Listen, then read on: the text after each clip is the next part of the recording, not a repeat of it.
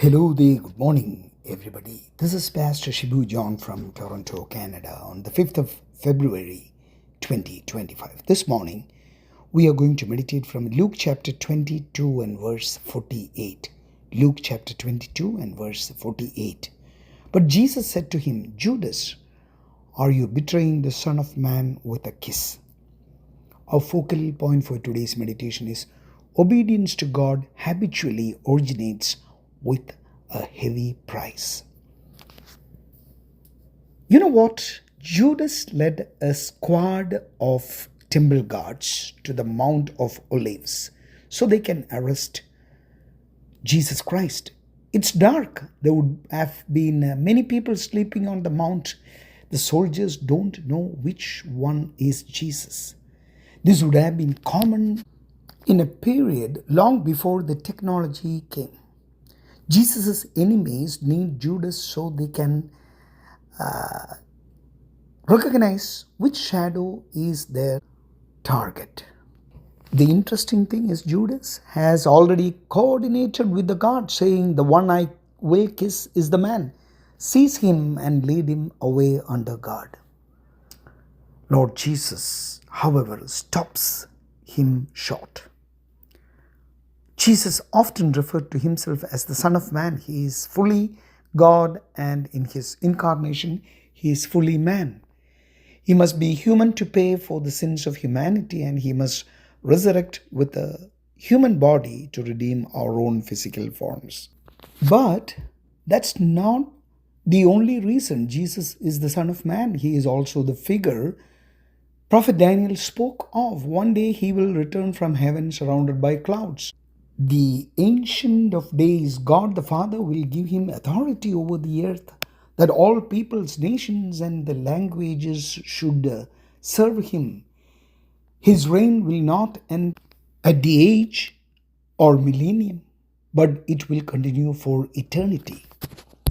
And that's what we read in Daniel chapter 7 verses 13 and 14. This is the person Judas is betraying in return for a bag of money.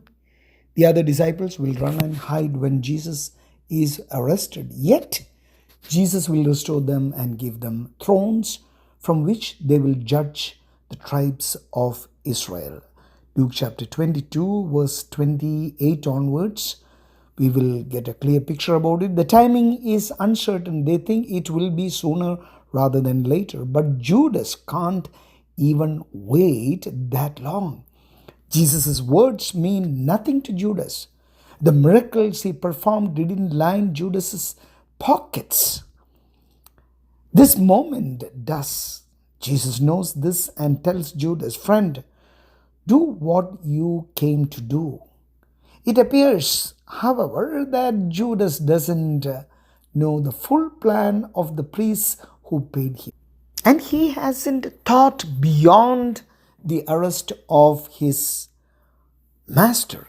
When he finds out the Sanhedrin wants to execute Jesus, he never recovers from the shame and grief. We read that in Matthew chapter 27 verses 3, 4 and 5. It is ironic that a gesture of greeting would be the means of betrayal. It was hollow gesture because of Judas' treachery. And there is no vocabulary sufficiently extensive to describe the dastardly act or dishonorable act of Judas Iscariot.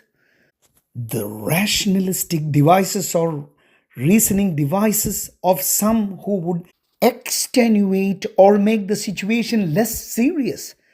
His treachery, the explanations of those who exhibit some diabolic affinity or evil affinity with the spy himself, together with all the brilliant and clever imaginations set to work out some justification of the collaborators' action or endeavor. All of these have utterly failed to trade in Judas in the thinking of upright men from the shame of this betrayal.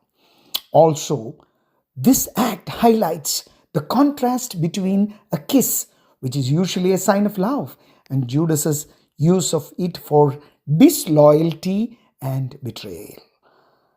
The question is, have any of our spiritual, or I would say religious practices become empty gestures? And you know what? We still betray Lord Jesus Christ when our acts of services or giving are insincere or carried out merely for show. Remember Jesus' example of obedience and trust, and let it inspire us to face our challenges with faith and courage. Also, let us remind ourselves about Lord Jesus' steadfast love and the ultimate victory and dredge up that in our day to day life.